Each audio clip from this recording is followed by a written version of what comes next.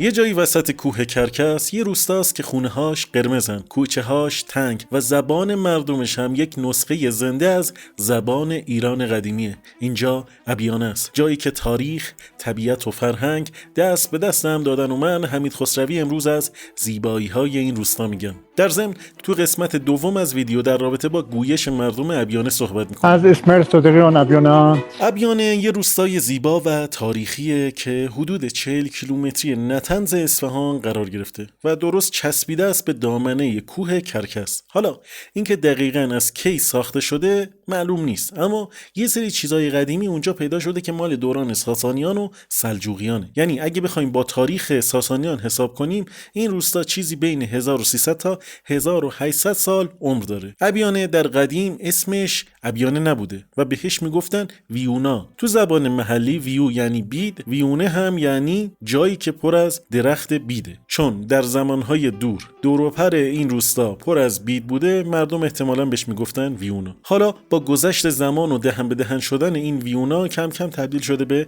ابیانه که امروز ما میشناسیم. مردم ابیانه بیشتر کشاورز و باغدار و دامدارن و هنوز هم کارشون رو به همون روش سنتی انجام میدن. با این حال این روزا که توریست ها به ابیانه میان، بعضیا هم از راه گردشگری کسب درآمد میکنن. یه عده از اهالی ابیانه معتقدن که ریشه‌شون به بختیاری ها برمیگرده.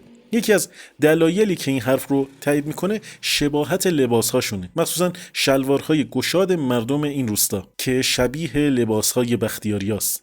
حتی گفته میشه که طایفه خانقایی که یکی از طایفه‌های شناخته شده ابیانه است، اصل و نسبی بختیاری دارن.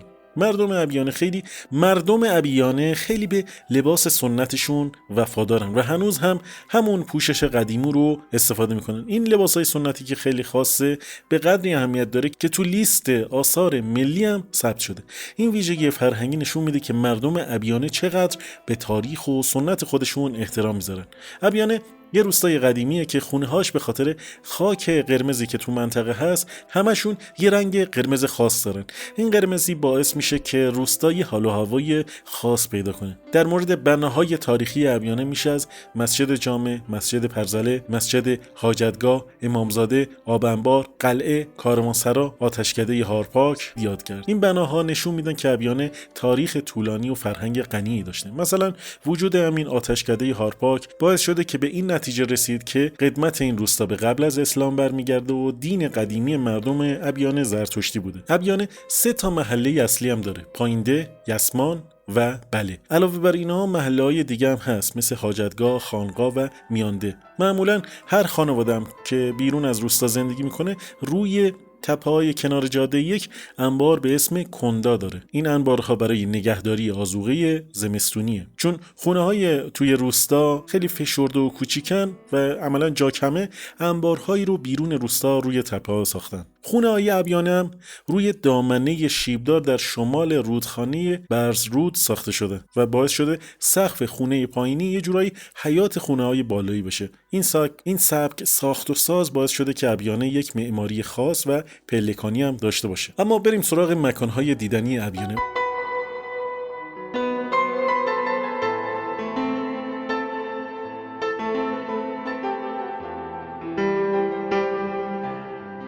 ابیانه جاهای دیدنی زیبایی داره و میدونیم یکی از زیباترین این آثار کوچه پس کوچه هاش و مردم عزیزشه. اما گفتیم که یکی از قدیمی ترین آثار زرتشتی تو این روستا آتشکده هارپاکه که یک آتشکده مقدسه. حالا جلوتر بهش میپردازیم. همچنین بقایایی از قلعه‌های قدیمی هم تو روستا هست. این قلعه‌ها به طور خاصی ساخته شدن که 3 طرف روستا رو پوشش بدن و از روستا در برابر حملات احتمالی محافظت کنن. تو دل روستای ابیانه 11 تا مسجد وجود داره که یکی از قدیمی ترین و مهمترینشون مسجد جامع ابیانه است که این مسجد تو محله میانده قرار گرفته و 2 تا شبستان هم داره. تو دیوار جنوبی شبستان قدیمی یه محراب چوبی خیلی خاص هست که از آثار تاریخی مهم روستاست. این محراب مال سال 477 هجری و روش نقش گل و بوته کنده کاری شده. تازه یک سوره کامل هم روش حک شده. مسجد یه منبر چوبی هم داره که مال دوران سلجوقیه. خلاصه با یه بنای تاریخی تمام عیار اینجا طرفیم. در ورودی مسجد هم خودش یه شاهکاره. یه در چوبی با طرحهای گل و بوته‌های خوشگل که یه بار حتی دزدیده بودنش. البته بعد انگار پیداش میکنن.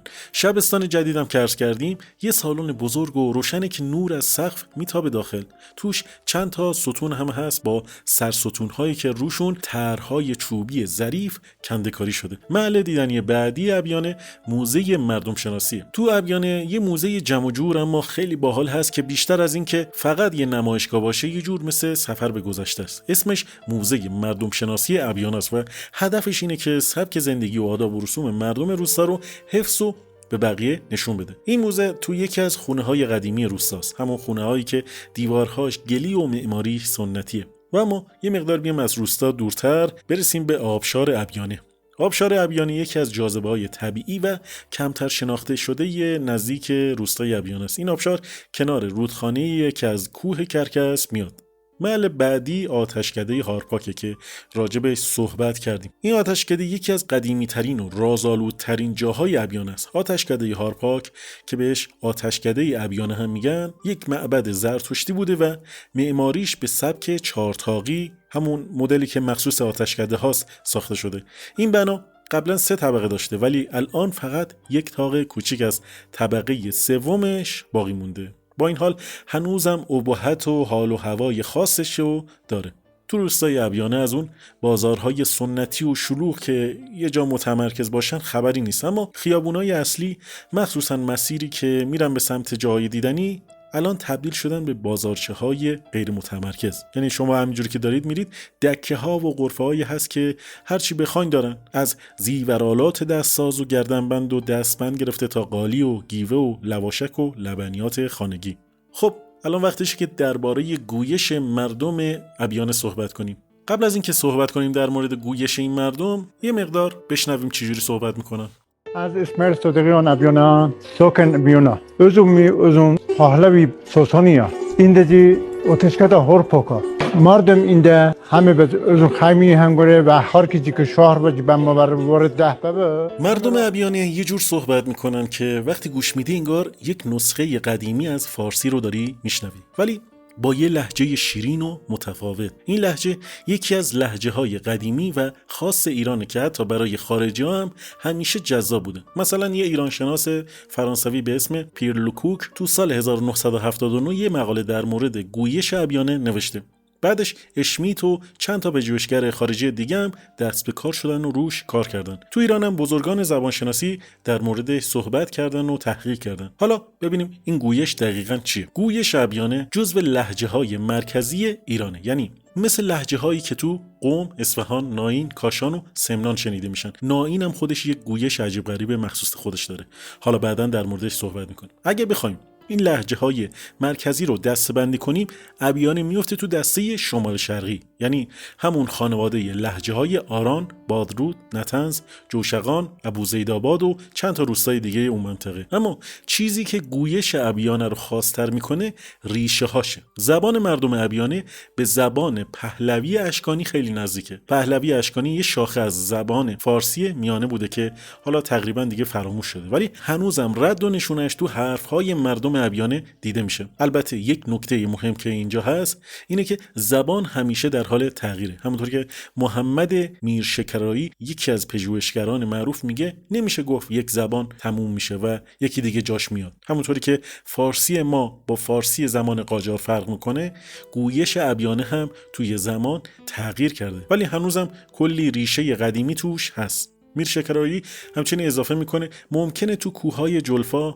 لطیف ترین واژه های تاتی رو بشنوی، ولی نمیتونی بگی مردمش دقیقاً دارن تاتی حرف میزنن، چون زبان با رفت و آمد و ارتباط عوض میشه و همیشه در حال تغییره. حالا این حرف درباره ابیانه هم صادقه، چون ابیانه حالا شده یک مقصد گردشگری و توریستی و ارتباطش با دنیای بیرون بیشتر شده. همین باعث میشه که اون واژه های کهن کم کم کم رنگ بشن و جاشون رو بدن به فارسی امروزی و فارسی معیار. مردم ابیانه خودشون میگن که گویششون یه شباهت‌هایی با گویش یزدی‌ها داره. بعضیا حتی فکر میکنن نژاد و زبانشون از یزد و زرتشتی ها میاد، چون هنوزم آداب و رسوم زرتشتی تو روستا دیده میشه. در کل گویش ابیانه یه گنج زنده است، یه یادگار از زبان پهلوی. حالا اگه بخواید در مورد تلفظ یه سری از کلمات مردم ابیان بیشتر بدونید، من یک مقاله رو تو تلگرام پادیس آپلود کردم. اگه دوست داشتید حتما برید اونجا دانلود کنید و بخونید. بحث زبان ابیانه خیلی تخصصیه و اینجا من یک کلیاتی رو ازش باز کردم و بیشتر از این علمش رو ندارم که بخوام صحبت کنم در رابطش. ولی اگر کسی هست که علم کافی رو در مورد ابیانه، حالا یا جاهای تاریخیش یا زبان زیباشون داره، حتما تو قسمت کامنت ها بنویسه، من کامنتش رو پین میکنم. ممنون که همراه ما بودین. لایک، کامنت، سابسکرایب یادتون نره.